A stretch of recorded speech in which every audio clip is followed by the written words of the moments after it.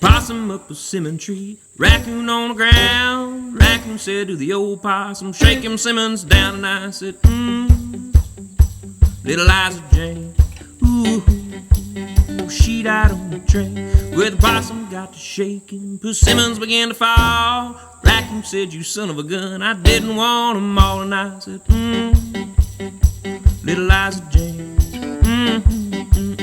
she died on the train. You know, down in West Kentucky, raise that sugar cane, sweet that barrel molasses, cradle little Liza Jane. And I go, ooh, little Liza Jane, ooh, she died on a train.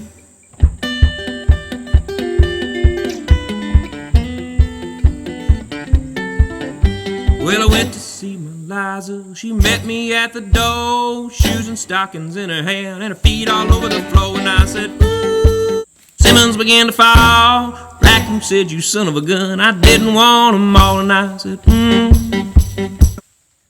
Today we're going to talk about how to make parched corn, the process from the field to food, so stay tuned.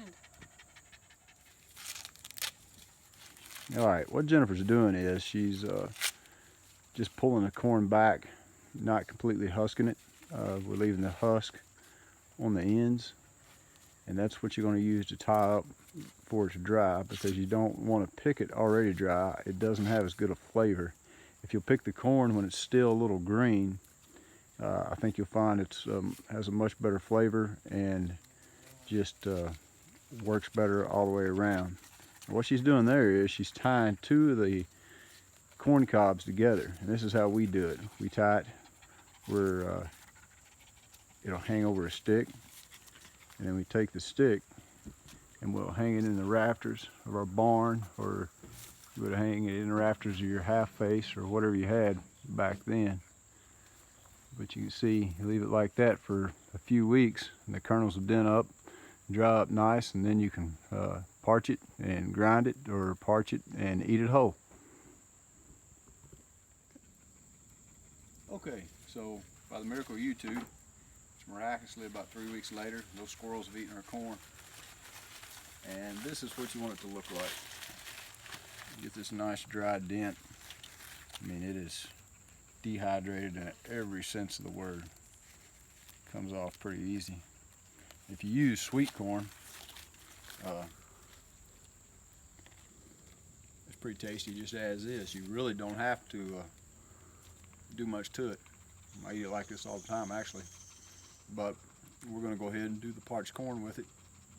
So hang around and we'll get to it. Alright, so next step is we've got the pan out. This is my little skillet. If you've seen our what's in the bag video, it's just my little trekking skillet that I carry with me, and the bag that it goes in, we use it to keep from burning our hand like a hot mitt. But what we have in it is some lard from some of the pigs that we raised and killed last year. So we're going to get this up to a nice, almost a boil, not quite, and then we'll drop the corn in it.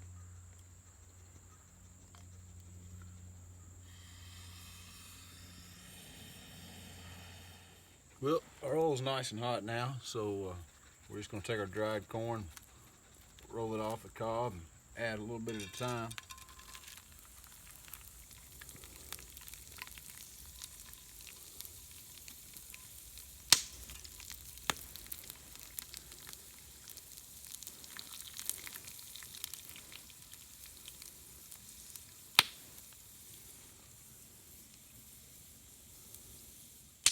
Alright, so our corn is popped, and I've laid some shucks out here off of the corn that's dried, and I use these shucks a lot like you would paper towels nowadays, because you're cooking in that oil, and I just take a stick, ease a little bit at a time out, way I still have my oil, don't have to dump it out.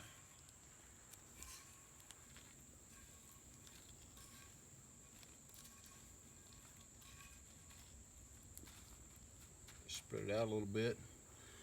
And those shucks will soak that oil up. Yeah. Then you can salt it, add some corn sugar to it.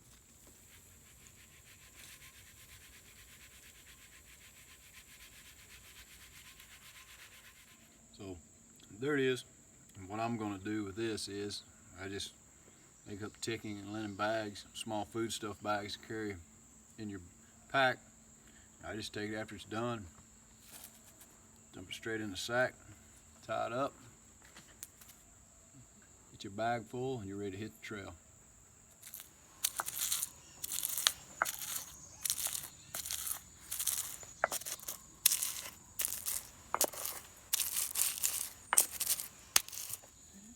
So it's pretty fine right now, and it'd be a good time to put some water in it and cook it for some grits. Put some berries or nuts in it. It'd be pretty tasty.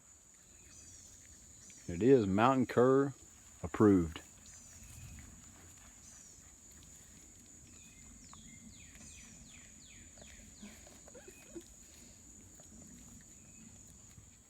So like us or subscribe, follow us on Facebook, YouTube, Ramshackle Homestead with Keith and Jen.